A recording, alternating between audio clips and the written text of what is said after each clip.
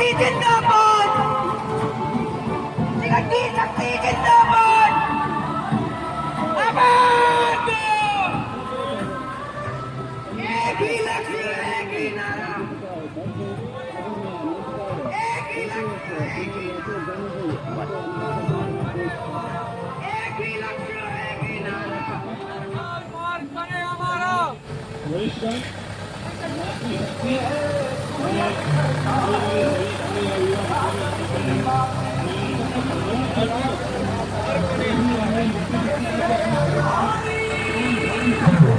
सैनिक प्रकोष्ठ का केंद्रीय अध्यक्ष हूँ। मेरे वरिष्ठ नेता उपाध्यक्ष हमारे शांति प्रसाद भट्ट जी ने जो सीधा भाषण दिया, ये जो सीधा भाषण नहीं था, ये उनकी मन की पीड़ा थी। और जिस मन की पीड़ा जरूर आपके दिलों में कुरेदी होगी कि हम कहाँ थे। एक समय वो था जब हम बोलते थे कि हम बद्रीनाथ के, मैं फौजी बैकग्राउंड से हूँ, अगर मैं कभी चेन्नई पहुंचा हूँ या कहीं बाहर साउथ इंडियन स्टेट में गया हूँ तो लोग हमारे पाँव छूते थे कि भाई आप बद्रीनाथ से आए हो, आप पवित्र लोग हो, सम्मान करते थे आपका। लेकिन मना किया, खड़े हो जाइए आप, ठीक है, कोरबा एक शहर है, शहरों में दे दीजिए आप, लेकिन कम से कम उन धामों को तो बख्श दो। हम मोदी जी का कभी भी विरोध नहीं करते हैं। आप केंद्र में जो कर रहे हैं हमें उससे कुछ लेना देना नहीं है, लेकिन हमारे प्रदेश की दुर्दशा न कीजिए। आज आप एक सड़क केवल बहाना है कि पेड़ कट रहे हैं। आपकी जो ऑल वेदर रोड है, अभी आप जो रेलवे टनल बना रहे हैं, कुछ पेड़ तो आपने काटे और कुछ उसके बाद प्रकृति ने नीचे बहा दिए। तो वो उन पेड़ों पे क्या सोच रहे हैं आप? जहां लोगों की डिमांड है, हम क्यों भाई उत्तर प्रदेश में जाएंगे? जब हमारे पास पुराना रास्ता है, हमारे पास हमारी जमीन है, हमारी जंगल है, हम काटे, हमारे लिए काटे तो क्या बुरा है वो? तो मैं यहाँ से आपके माध्यम से आप लोगों के सब यहाँ पे जो मतलब बैठे हुए हैं, आप लोगों का सम्मान करते हुए मैं शासन को भी चैलेंज करता हूं कि आपको इन महिलाओं का और कोटद्वार की जनता की सुन लेनी पड़ेगी। अदरवाइज मेरे सारे भाई, मैं महेंद्रपाल जी का भी सम्मान करता हूं कि हमारे सैनिक भाई यहाँ पे आप लोगों के साथ है। सैनिक एक ईमानदार होता है और बिना किसी स्वार्थ के वो सामने आता है।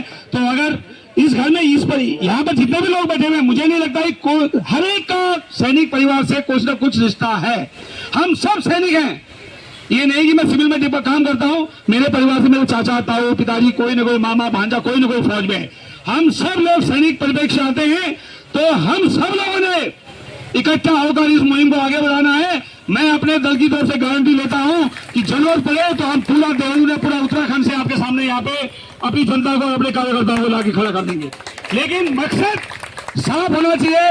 आज 20-22 दिन हो गए, सरकार अगर सुध नहीं लेती है तो हमें सरकार के खिलाफ हम एकजुट होकर हम सचिवालय में भी धरना देने के लिए तैयार बैठे हुए हैं। ऐसे बेवकूफ नेता, मुझे ये शब्द यूज नहीं करना चाहिए, मैं सैनिक परिप्रेक्ष्य हूं, ऐसा शब्द मेरे मुंह से शायद अच्छा नहीं लगेगा, लेकिन सेना का भगोड़ा आज मेरा कमांडर बना बैठा है, सैन्य कल्याण मंत्री बना बैठा है, आरोपों से घिरा हुआ है। सैन्य धाम में उसने जो कितना मतलब भ्रष्टाचार फैला रखा है, लेकिन फिर भी हम उसके लिए झंडा में बहुत सारे, मैं भी था बीजेपी वाला, हम भी आज तक बीजेपी के साथ रहे, यहाँ पे भी बहुत सारे उस मानसिकता के लोग हैं। लेकिन भाई साहब ठीक है, अगर मेरे प्रदेश का विकास बीजेपी करता है तो हम बीजेपी को सपोर्ट करने के लिए तैयार हैं।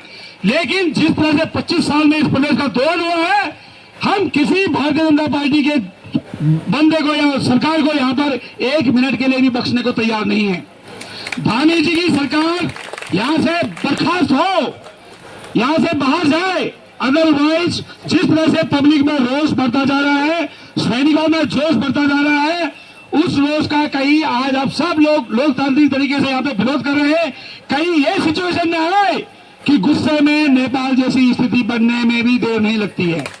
इसलिए आप सैनिकों का गुस्से की मत कीजिए कि कब सैनिक गुस्सा होंगे। आपको आना होगा, इस बात का निदान करना होगा, इस बात के लिए आपको आश्वासन देके यहाँ पे जाना होगा। चाहे अगर डीएम है सुन रहे हैं या पुलिस वाले हमारे भाई लोग सुन रहे हैं, डीएम तक ये मैसेज जाना चाहिए कि इन लोगों का यहाँ पे जो धरने पे बैठे हुए इनका संज्ञान ले, तुरंत इनकी जो मांग है उसमें एक क्लियर कट रिटर्न आश्वासन दे, तभी हम ये धरना खत्म होगा। नहीं तो हम उत्तराखंड के अंदर सारे उत्तराखंडियों को यहाँ पे कोरबा में इकट्ठा कर देंगे।